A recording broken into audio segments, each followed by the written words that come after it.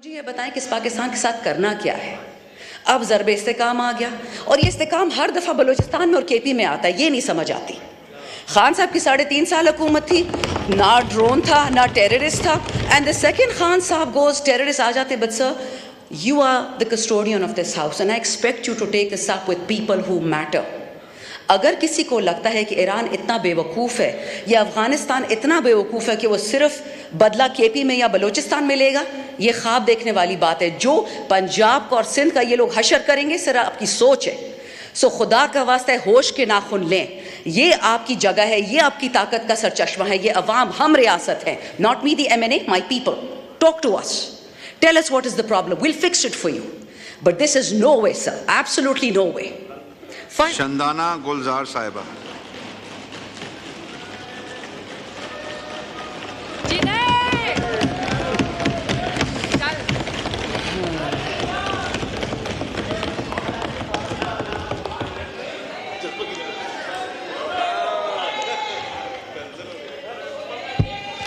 Bismillahirrahmanirrahim.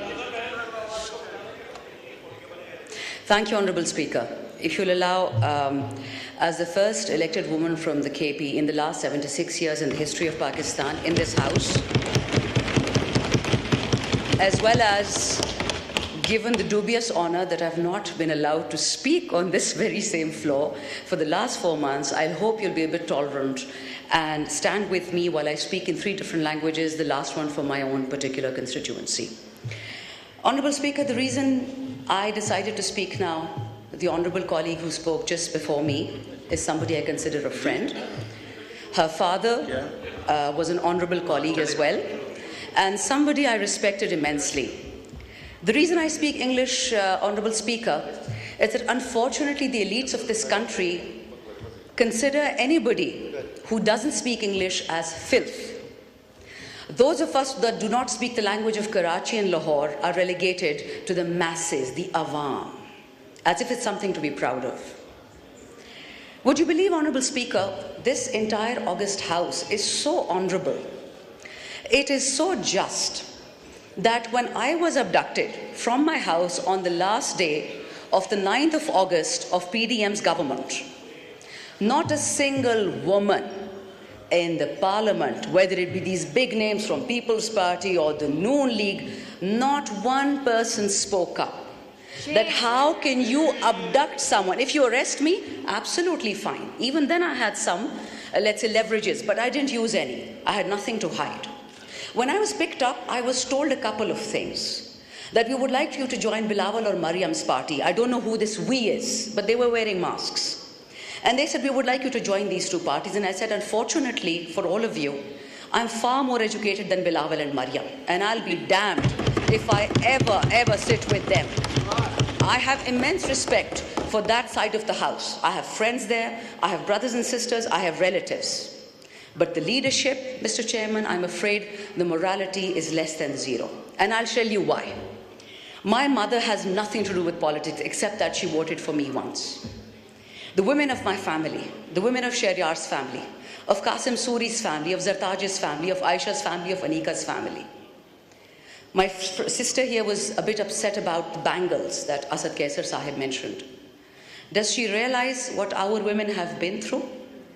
Not only were our bangles taken off, our dupattas and our clothes were taken off. Shame. Who is going to pay for that legacy, sir? So let's not proselytize about who's more loyal to the king in this particular world, and that king being the women of this country. Honourable Speaker, we women are 52% of Pakistan. We're not a women's rights or human rights issue.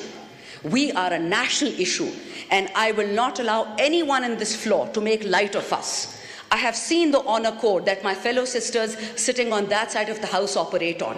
Not one person spoke when Tayyaba Raja was grabbed by her hair by the Punjab police. So please, let's not pretend to be extremely moralistic. We are what we are. Egocentric and fixated politicians who would sell our own mothers if it would give us a seat in this assembly. Form 45 and Form 47, it is an embarrassment to this country. Now I'll come to Urdu, Honourable Speaker. मैं अंग्रेजों को सुना रही थी ना, भाइयों कुछ नहीं होता, अंग्रेज सुन लें जो उनको पैसे देते हैं. अच्छा जी. स्पीकर साहब, मुझे किसी औरत से, किसी मर्द से कोई बैर नहीं है। मेरे रिश्तेदार हर सियासी पार्टी में हैं, बल्कि मुझे तो अक्सर जब हम गवर्नमेंट में थे मुझे डांटे पड़ती थी कि इसके रिश्तेदार तो पीपल में भी हैं, ANP में है, ये कॉम्प्रोमाइज है, एट्सेट्रा एट्सेट्रा। पिछले 2 साल में मुझ पर जितने केस हुए हैं, और आप जिस चेयर पे बैठे हैं, अल्लाह करे कि आप वही हो जिनसे हम आपकी उम्मीदें रखते हैं। इसी हाउस के स्पीकर राजा साहब ने मेरा पासपोर्ट मुझसे चुराया हुआ है एज ऑफ जून 2022। 4 कवानीन के खिलाफ ऐसा किया है और मैं कुछ नहीं कर सकती थी एज मेंबर ऑफ पार्लियामेंट। अभी भी इन्हीं के पास पड़ा हुआ है, मेरे पास फुर्सत नहीं थी कि मैं उठा लूं, लेकिन 2 साल इलीगली उन्होंने मेरा पासपोर्ट चुराया था। मुझे घर से निकाला गया from parliament lodges when I was in MNA। मुझे नहीं निकाला जा सकता था, I was supposed to stay there and 35 people came from CDA and the police. अब एक CDA पर डालता है police, I don't mind, I am sacrificing for Pakistan. ना इमरान खान ने सारी उम्र जिंदा रहना है, ना मैंने वतन के लिए सैक्रिफाइस दिया। पर जनाब स्पीकर, जब मेरे जैसी औरत आप अटेम्प्ट करेंगे कि जी पीपल में जाओ, नून में जाओ, खटक के पास, तरीन के पास, मैं क्यों जाऊं? खटक और तरीन तो पहले से मेरे रिश्तेदार थे, मेरी तो उनसे वैसे नहीं बनती थी, तो मैं उनकी पार्टी में क्यों जाऊं? वो तो जब हमारी पार्टी थी मैं उनसे नहीं लगती थी। स्पीकर साहब, यू डोंट नो मी, मैं एक लड़ाका हूं, हमेशा से थी। मैं हर किसी के साथ लड़ती हूँ, अपनी लीडर के साथ भी लड़ी हूँ, हक के लिए लड़ती हूँ। और आज आपको ये बता दूं कि जितना झूठ इस कुरान के नीचे बोला जा रहा है ना, आई स्वेयर टू गॉड मेरी हड्डियों में दर्द शुरू हो जाती है। ये बजट लोगों को बर्बाद करने के लिए है। और सर, आप भी पाकिस्तान में रहते हैं, आपके मुलाजिम होंगे, आपके कोई गरीब रिश्तेदार भी होंगे। ये जो बड़ी बड़ी अंग्रेजी हमें सुना रहे हैं, oh this salary tax and that digitisation, sir you are destroying digitisation. आप कंप्यूटर्स पे टैक्सेस लगा रहे हैं, किताबों पे, हार्ट स्टेंट्स पे, चैरिटी हॉस्पिटल जिसपे 50 से ज़्यादा बेड हों, आपने फार्मास्यूटिकल्स की 18% शरह बढ़ा दिया, रॉ मटेरियल की 18% उस अस्पताल पे टैक्स डाल दिया है। लेकिन जो मालदारों के हॉस्पिटल्स है सर, वो तो लंदन में है, भगोड़े तो लंदन चले जाते हैं, वहाँ सारे इलाज करते हैं। तो यहाँ पे लोग क्या करेंगे? जनाब स्पीकर, आपने अगर मेरी लास्ट, क्योंकि 3 ही मेरी बजट स्पीचेस थी, फिर तो हम फारिग हो गए, जो मेरी 3 बजट स्पीचेस थी, मैंने कभी भी उसमें पीपल या नून को नहीं डांटा था, अपनी हुकूमत को पकड़ती थी मैं, और आज भी मैं यही करूँगी। हम जब छोड़ के जा रहे थे किटी में $17 अरब, $21 अरब हमने कर्जों में दे दिया। 32 बिलियन पाकिस्तान की हिस्ट्री पहली दफ़ा रेमिटेंसेस आई, 36 बिलियन आपका पहली दफ़ा एक्सपोर्ट हुआ, 6% आपका ग्रोथ रेट था। कोविड के बावजूद ग्लोब कहता था, न्यूज़ वीक और पॉलिटिकल जो साइंटिस्ट ही, जो बड़े बड़े इश्तिहारी अखबारात थे, इसमें तो हमारा कुछ लेना देना ही नहीं है। उन्होंने बोला कि Pakistan is amongst top 3। UPDM have destroyed this country for what purpose? आपको खान का चेहरा नहीं पसंद था, बाजवा के साथ मिलकर वोट ऑफ नो कॉन्फ्रेंस करा दिया, नो प्रॉब्लम, ठीक है, नहीं पसंद खान साहब, इलेक्शन क्यों नहीं करवाए? 4 हफ्तों के अंदर अंदर इलेक्शन कराते, 6 हफ्तों में कराते, आना तो इन्हें नहीं था। बट प्रॉब्लम यह था कि पहले चाचा को प्रॉमिस था PM ऑफिस, फिर उसकी भतीजी को प्रॉमिस था, फिर किसी और के बेटे को प्रॉमिस था। यहाँ पे अनइलेक्टेड बेटियाँ आ जाती हैं, कोई इलेक्शन करता नहीं है। Sir, democracy is the best revenge, vote को इज्जत दो। उसकी तो धज्जियाँ उड़ा के रख दी हैं। ठीक, आपको PTI नहीं पसंद, आपको पाकिस्तान से क्या दुश्मनी है? 46 साल से इस मुल्क में ये 2 खानदान टिक टैक खेल रहे हैं। अगर पाकिस्तान ठीक करना होता तो किसने रोका था इनको? ठीक कर लेते। 3 दफ़ा एक प्राइम मिनिस्टर, एक खानदान, तीसरी दफ़ा दूसरा। ये जो हमारे लोग आयल्स में बैठे हुए हैं, जो लोग हमें सर्व कर रहे हैं, जो हमारे घर में मुलाजिम हैं, इनके बच्चे बच्चियां कभी सोच सकते हैं कि हम PM बनेंगे या हम CM बनेंगे अगर नाम के पीछे जरदारी और शरीफ ना लिखा हो? A pox on a country which is ruled by 2 families and who have wreaked it into the ground. अब ये ज़रबे इस्तेकाम, I don't know ये तरीन साहब की पार्टी से इनको क्या प्यार है। By the way स्पीकर साहब, अब मुझे पता है इस पे नाराज़गी होगी, बट हो जाए, doesn't matter, मुझ पे पहले ही बहुत पर्चे कटे हुए हैं। हमारी 2 खवातीन थी PTI की, जिनका कोर कमांडर हाउस से दूर दूर खड़ी थी।